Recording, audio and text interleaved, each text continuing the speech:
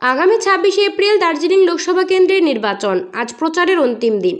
দার্জিলিং লোকসভা কেন্দ্রের গোপাল লামার সমর্থনে অন্তিম দিনেও সকাল থেকেই প্রচারে তৃণমূল কংগ্রেস।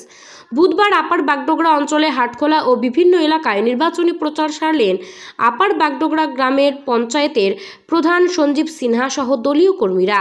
এদিন বাড়ি বাড়ি গিয়ে ভোটারদের হাতে ভোটার স্লিপ দিয়ে নির্বাচনী প্রচার করা হয়। প্রধান সঞ্জীব সিনহা জানান, প্রথম থেকেই জোর কদমে প্রচার চলছে সমস্ত এলাকায়।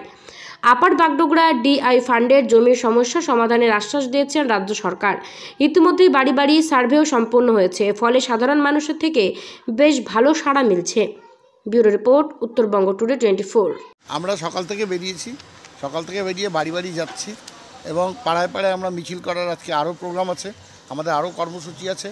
এবার আমরা মানুষের কাছ থেকে যে সাড়া পেয়েছি, লক্ষ্মীর ভাণ্ডার, স্বাস্থ্যসাথী, যুবশ্রী, কন্যাশ্রী, এটা মানুষ কিন্তু পেয়েছেন। প্রত্যেকটা বাড়িতে কেউ না কোনোভাবে কিন্তু সবাই উপকৃত। দুয়ারে সরকার, রেশন, এগুলো এত কিছু পাওয়ার পরে মানুষ কিন্তু বলছেন যে দিদি আমাদের দিয়েছেন, তাই আমরা কিন্তু জোড়া ফুলে ভোট দেব। তা আমরা আশা করছি মানুষের যে সাড়া পেয়েছি তাতে আমরা আশা করতে পারি যে দার্জিলিংয়ের সিটটা এবার কিন্তু আমরা ব্যাপকভাবে জয়লাভ করব। এই এলাকার যে একটা বড় ইস্যু রয়েছে ডিআই ফান্ডের জমি, সেটা নিয়ে কী বলবেন?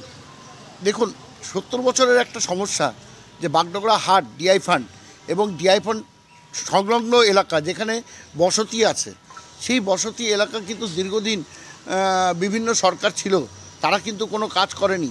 আমরা কিন্তু কথা দিয়েছিলাম যদি আমরা সরকারে আসি তাহলে কিন্তু আমরা এই ডিআই ফান্ডকে নিয়ে আমরা আলোচনা করব এবং এই ডিআই ফান্ড যাতে যেন অ্যাবলিস্ট হয়ে যায়, যার কোনো অস্তিত্ব নেই, সেই ডিআই ফান্ডকে অ্যাবলিস্ট করার জন্য আমরা আন্দোলন করেছিলাম এবং আমরা চিঠি চাপাটি করেছিলাম।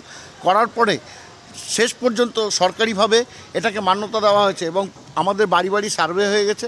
আগামী দিন এটা বিএলআরওর আন্ডারে চলে যাচ্ছে এবং এই যে এতদিনকার সমস্যা, মানুষ এখানটায় বাড়ি করতে পারছিলেন না, দোতলা বাড়ি কিংবা যারা পাকা বাড়ি করতে চাইছেন, বাড়ি পারমিশন পাচ্ছিলেন না। পারমিশন করতে গেলে ডিএমের কাছ থেকে পারমিশন নিতে হতো এবং চড়া ট্যাক্স দিতে হতো। সেটা আজকে সার্ভে হওয়ার পরে আমরা ইলেকশনের পরে এগুলো কিন্তু হ্যান্ডওভার হয়ে যাবে। যেদিনকে হ্যান্ডওভার হবে সেদিনকে কিন্তু এই জমিগুলো যারা বসবাস করছেন তাদের হয়ে যাবে। এটা কিন্তু বড় ইস্যু এখানকার।